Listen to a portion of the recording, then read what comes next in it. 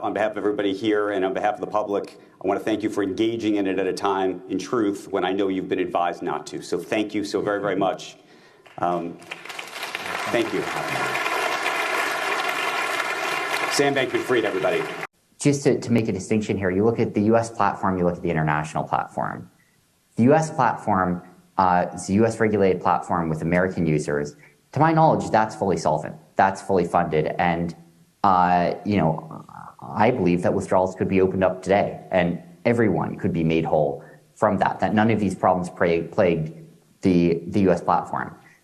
I had made a note earlier about this because you had told the Senate, so you were sitting in the Senate at the time, on February 9th, 2022, during a hearing, you said, quote, on FTX U.S. derivatives, all of these contracts are fully collateralized.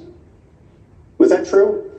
Yes, and again, FTX US, to my knowledge, totally solvent. FTX US derivatives, totally solvent. And in fact, I believe FTX US derivatives, Ledger X, may even be up and running right now. I'm confused why FTX US is not processing customer withdrawals right now. I would think it should be, because I believe, to my knowledge, that it could be and could make all Americans 100% whole from this. So and FTX US derivatives, as I said there, doesn't even allow leverage of any sort. It was close to a spot trading platform. And so, to my knowledge, all American customers and all American regulated businesses and exchanges here are, I think, at least in terms of client assets, are okay. Obviously, I don't know what's happened with, you can make your own judgments about the enterprise value of those businesses, but. What are your lawyers telling you right now? Are they suggesting this is a good idea for you to be speaking? No, they are very much not. The classic advice, right, is don't say anything, recede into a hole. And it's not who I am. I mean, it's not who I want to be. I think I have a duty to talk to people. I have a duty to explain what happened. And I think I have a duty to do everything I can to try and do what's right. If there is anything I can do to try and help customers out here. And I don't see what good is accomplished by me just sitting locked, in a room pretending the outside world doesn't exist. Or, wherever else is most appropriate. How concerned are you about criminal liability at this point? So I don't think that, obviously I don't personally think that I have, but I think the real answer is that's not, it sounds weird to say, but I think the real answer is that's not what I'm focusing on. There's going to be a time and a place for me to sort of think about myself and my own future, but I don't think this is it. Like, right now, look, I've had a bad month.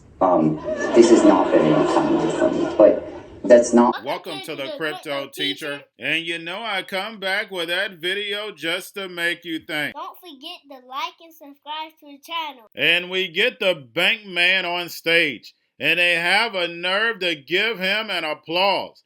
Guys, this is nothing but a movie. I told you what was going to happen. We're definitely in for some wonderful entertainment over the next couple years. Now, he stated something very important. Stated that FTX.US, Japan, and the derivatives platform should be completely solvent. And we know what the NWO wants to do with that derivatives platform. They're going to tokenize this whole economy and put it on blockchain. The Bankman was just a distraction for them to keep building. We know what the Bankman did was fraud.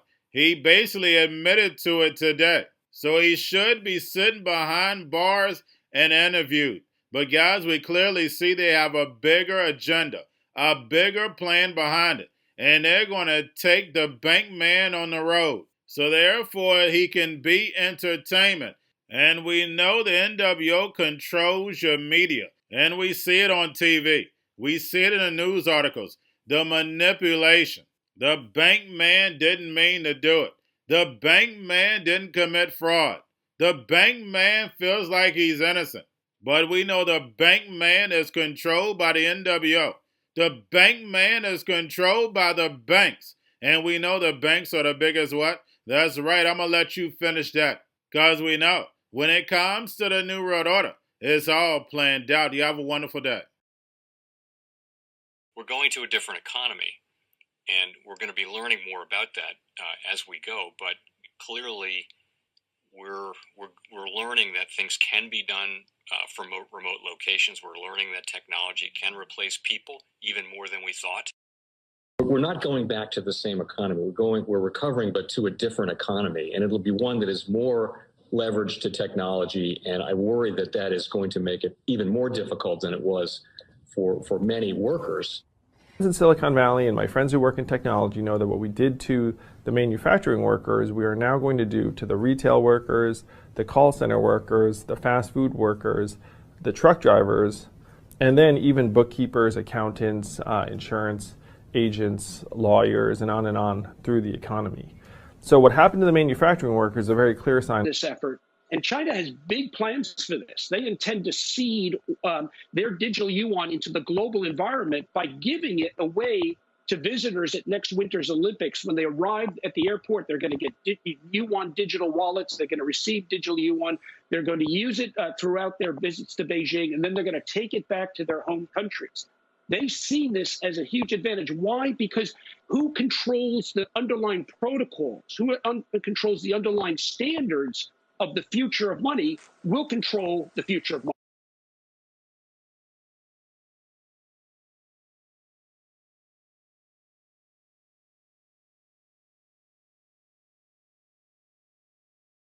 Most powerful person in the world is the storyteller. The storyteller sets the vision, values, and agenda of an entire generation to come. Steve Jobs.